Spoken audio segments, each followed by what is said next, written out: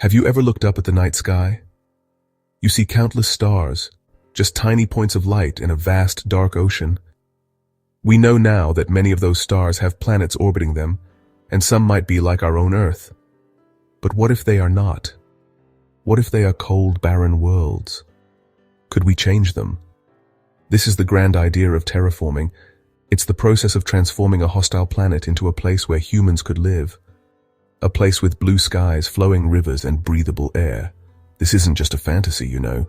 It's a question that scientists are beginning to ask seriously. It speaks to our deepest instincts as explorers and survivors. We are a curious species. We've always pushed the boundaries of our world. The desire to shape worlds is not a new idea. It's a story as old as humanity itself. Long before we had telescopes or rockets, our ancestors looked to the heavens and told stories. These creation myths, from every culture around the world, are our earliest form of terraforming. They speak of a chaotic, formless void being transformed into an ordered, life-sustaining cosmos. The bridge between the wild dreams of science fiction and the serious world of academic science needed a builder.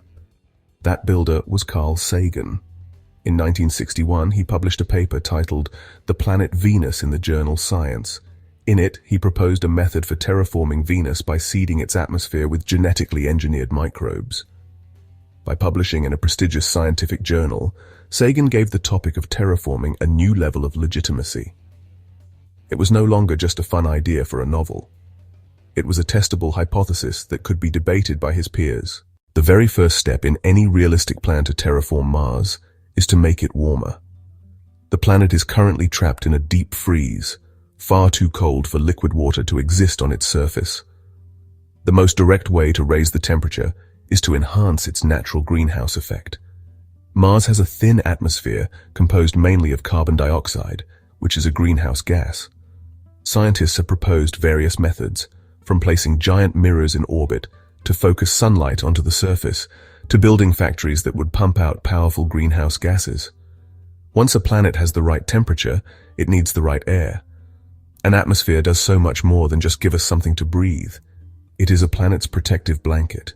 To terraform another planet, we would need to not only build an atmosphere, but also change its chemical makeup.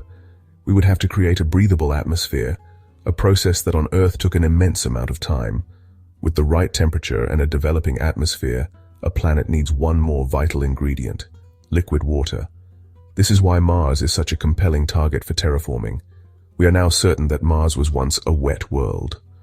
The water is still there. It's just locked away. It is frozen in the polar ice caps and buried as permafrost beneath the ruddy soil. The goal of terraforming would be to unlock this ancient reservoir. The first and most obvious challenge is the sheer scale of the technology required.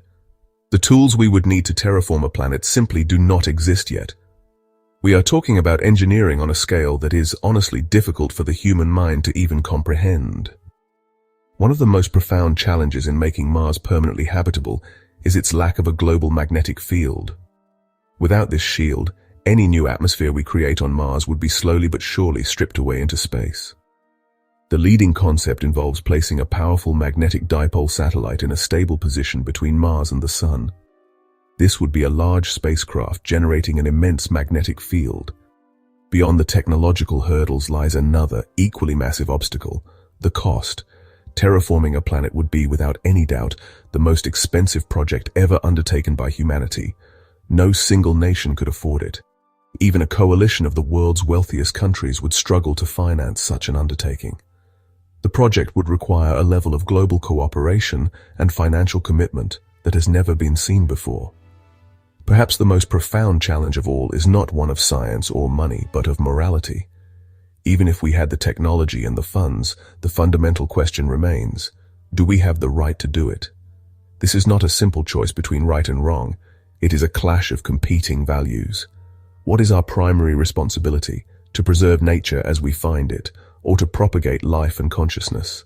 So, after this journey through a universe of grand ideas, what is the final verdict? Is terraforming real science, or is it just the stuff of science fiction hype?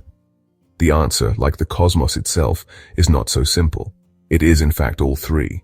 Today, in our lifetime, the idea of transforming Mars into a new Earth remains firmly in the realm of science fiction.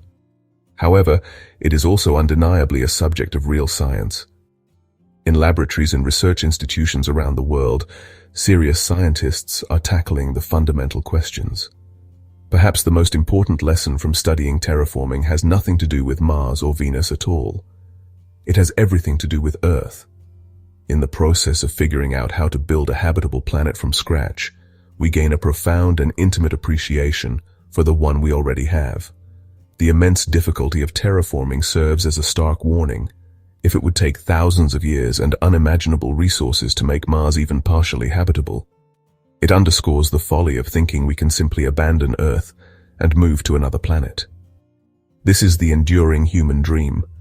It is the same dream that pushed our ancestors out of Africa, across continents, and over oceans. It is the drive to see what is over the next hill, to explore the unknown, and to build a future for our children. The path to terraforming is not a sprint. It is a marathon of epic proportions, made up of countless small steps. The immediate future is not about planetary engineering, but about exploration. The dream of a second Earth is not just about escaping our world, but about expanding the very definition of what it means to be human, and that is a journey worth taking, one small step at a time.